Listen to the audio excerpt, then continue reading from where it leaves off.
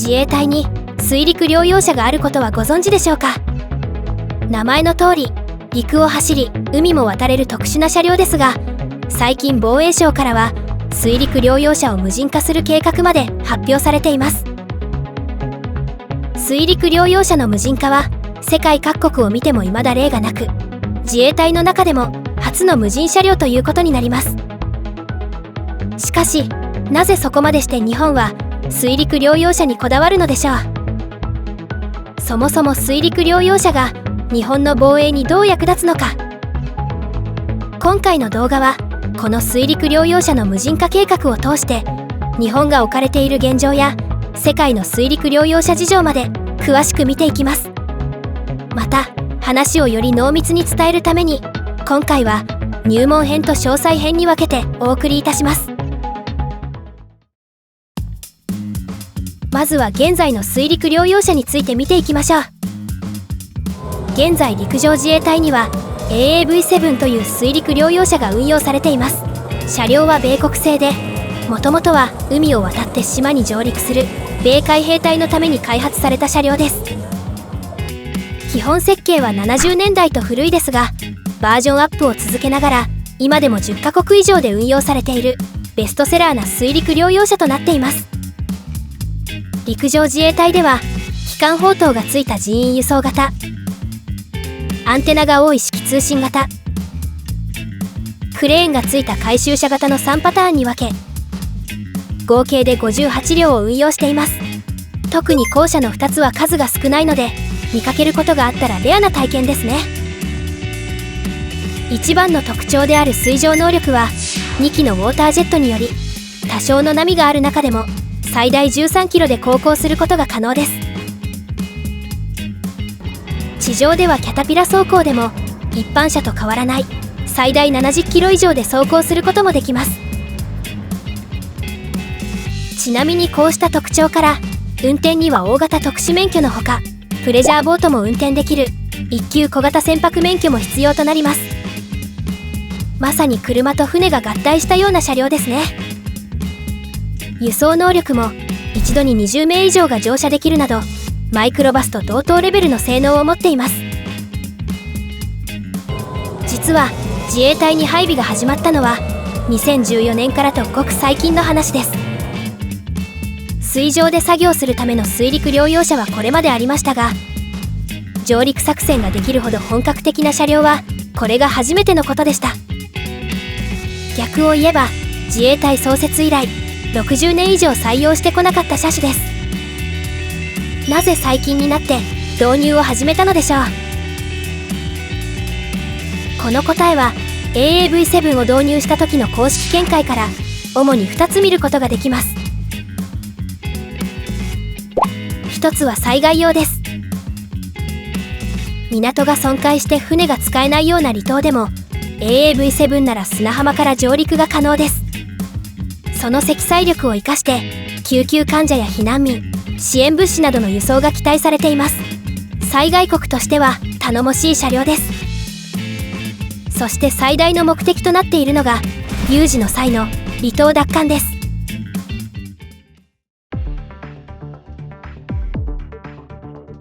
万が一日本の離島が他国に占拠されてしまった場合、離島を取り戻す奪還作戦が始まります。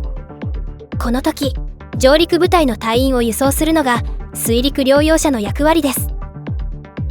状況にもよりますが、敵の撹乱や上陸の成功率を高める意味でもヘリやゴムボート、エアクッション艇など様々な手段で上陸を仕掛けます。ですがその中でも水陸両用車は唯一装甲化されているだけあって先陣を切って上陸する役目を担っています。上陸後は車内の隊員を展開させるだけでなく、そのまま装甲車として隊員の戦闘支援のために前進します。そのため人員輸送型は砲塔では珍しい重機関銃と敵弾銃という異なる重心の2連装砲塔になっています。また防御力も小銃程度に耐えれる装甲の上から対戦車ライフルに耐えれるレベルの追加装甲キットまで用意されています。つまり水陸両用車は隊員の輸送から戦闘支援までこなす上陸作戦の中核のような存在になっているのです。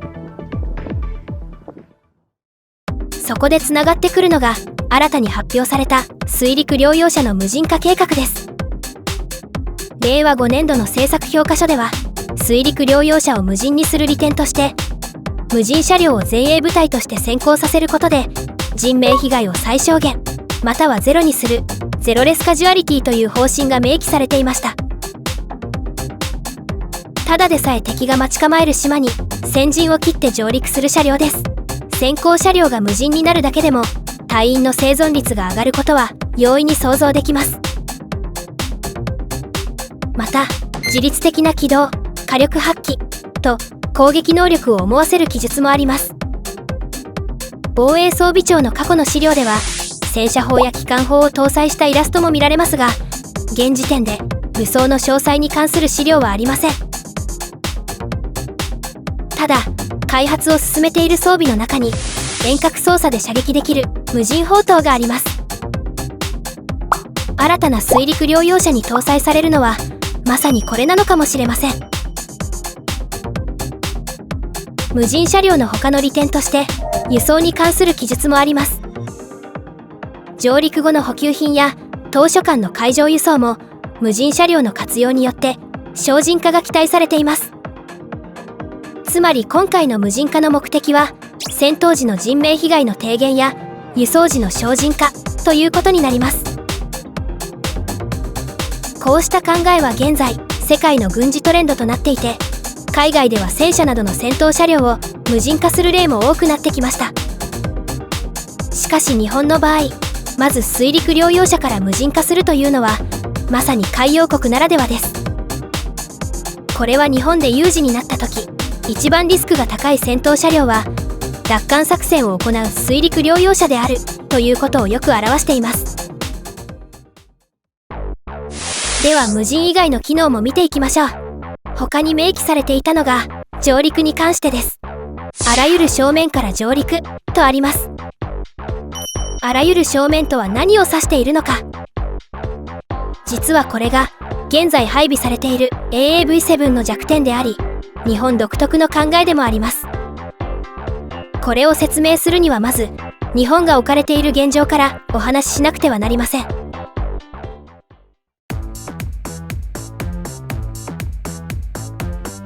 離島奪還のための水陸両用車では具体的にどこで使うのか。つまり日本のどの島が他国から侵攻されると想定しているのでしょう。防衛省では明確にどの島とは明言していないものの、大まかな括りは発表しています。それが日本の南西諸島です。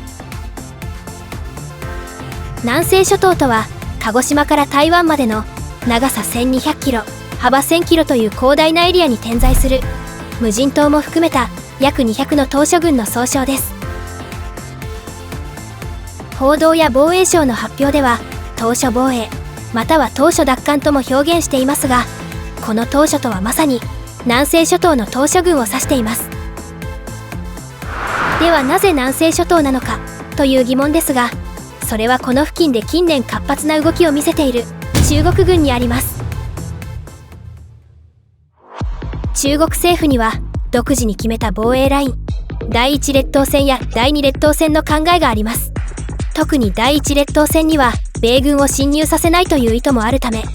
作戦能力向上のためにも海軍の増強には特に力を入れてきました。近年この活動レベルが第二列島線まで広がる動き、つまり太平洋への進出が活発化しています。そのため太平洋への出入り口である南西諸島では中国艦艇や無人偵察機などが近年頻繁に観測されるようになりました。中国政府から見れば南西諸島は太平洋へつながる重要なルートでありながら、在日米軍や自衛隊基地も目の前という特に重要で複雑なエリアです。このような要所にもかかわらず、これらが日本の管理下にあるとなれば、きっかけさえあれば狙われる可能性もゼロではありません。そんなきっかけなんてないだろうと思われるかもしれませんが、そのきっかけとして今可能性が高まっているものがあります。それがいわゆる台湾有事です。台湾有事とは簡単に言うと、中国が台湾を統一するために台湾島に軍事侵攻を仕掛けることです。この発端は中国が建国される以前の歴史に起因したものですが、中国共産党では必ず達成すると現在まで一貫して主張しています。各国の有識者や専門機関からは発生時期の予想が出されていますが、何にせよ時期が迫っているとして世界各国からも警戒されています。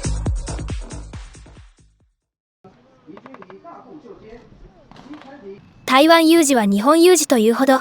台湾有事で日本も戦う可能性があるというのを聞いたことがあるでしょうか。実はその舞台として予想されているのが南西諸島なのです。例えば日本の尖閣諸島では、中国政府が領土を主張しているのはご存知だと思いますが、中国は尖閣諸島を台湾の付属島嶼だとも主張しているのです。つまり台湾統一のために侵攻する以上、台湾島と同じく尖閣諸島にも侵攻しなければ台湾統一は完成しない理屈になります。もしそうなれば当然日中海戦は避けられません。この尖閣諸島は先島諸島を構成する一つです。先島諸島には他にも宮古島などがある宮古列島、石垣島や与那国島などがある八重山列島があります。実はこれらの島々も台湾有事で危惧されています。宮古列島付近は中国艦艇の太平洋へのルート上です。八重山列島では台湾島にとても近く、一番近い与那国島では台湾島と111キロしかありません。つまり台湾島、尖閣諸島、太平洋へのルートという中国軍の行動が懸念される中心に位置するのが宮古列島と八重山列島なのです。中国軍からすればここを掌握することで台湾周辺の情報遮断、太平洋ルートの安全確保、日米基地が密集する沖縄への前哨基地などメリットはいくらでもあります。有識者の間では台湾侵攻の直前に一般人に偽装した工作員のテロ活動などで台湾侵攻の情報遮断をする可能性も指摘されており、平時からの対処能力も問われています。当然防衛省ではこれまで先島諸島への自衛隊基地の建設や部隊の配備を進めてきました。ただ地元住民の間では島が戦場になることを危惧して反対する人もいれば、中国軍への抑止力は必要として賛成する人など意見は割れているようです。ご覧の視聴者の方でも台湾有事は大げさすぎる、中国が日本領土に攻め込むはずがないと思ってる方もいると思います。メディアでもそのような風潮はありますし、自衛隊基地ができたら攻撃目標になるという声もよく聞きます。ただ中国政府は過去に台湾と尖閣諸島を中国に必ず回復すると明言しました。これをどう受け取るかは人それぞれですが、少なくても日本の南西諸島は安全とは言い切れないのが今の現状です。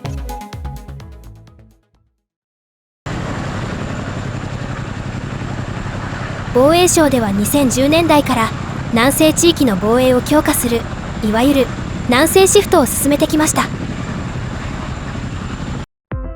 先島諸島のような基地建設や部隊配備はもちろん、新たな長距離ミサイルの配備計画、陸海空での新型装備の調達、組織体制の見直しまでありとあらゆる方面で進めています。今回のテーマである水陸両用車による奪還能力もこうした防衛政策の一つです。そしてその水陸両用車第1号が AAV7 ということになります。ですが実は結論から言うと AAV7 は南西諸島では使えない疑惑が浮上しているのです。思うところはあると思いますが、順番に見ていきます。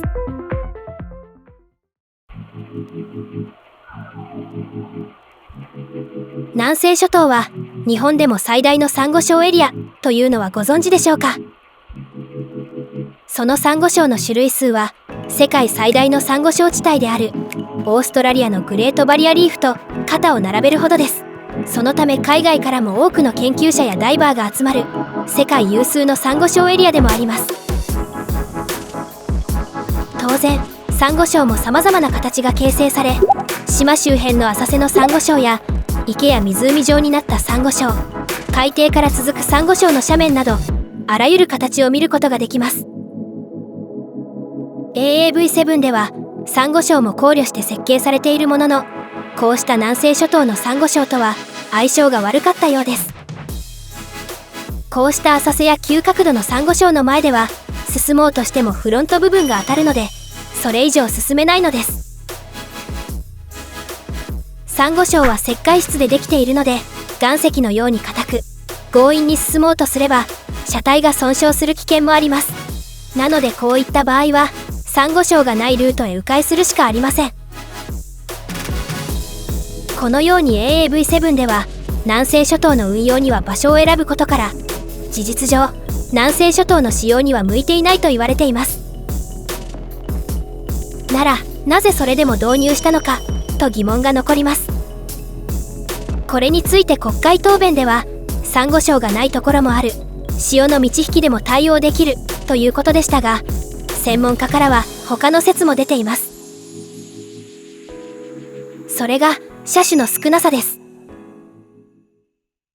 水陸両用車は技術やコストなどとにかく開発が難しく、アメリカでは10年以上かけても開発できなかった車両もあります。たとえ開発できても海洋国にしか需要もないため、現在世界でも数えるほどしか種類がありません。さらに性能以外にも将来的な部品調達や実績まで考えれば、実質 AAV7 しかなかったのではという説です。実は導入前、日本も国産開発に乗り出していましたが、開発が間に合わず、それが今回の新しい車両につながっているようです。これについてはまた詳細編で詳しくお話しします。